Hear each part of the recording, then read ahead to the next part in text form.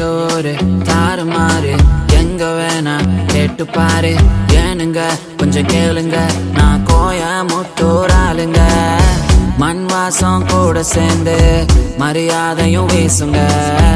எங்கூரு வாண்டு கூட வாங்க போங்கன்னு பேசுங்க மச்சான் இது சக்கரையா சிறுவாணி தண்ணிடா சும்மா இந்த அக்கறையா எங்காலுங்க குணமே இதுதான் நதிக்கர நாகரீகம் நம்ம நொய் எல்லாத்து பரம்பரடா சாதிய தூக்கி போடு இந்த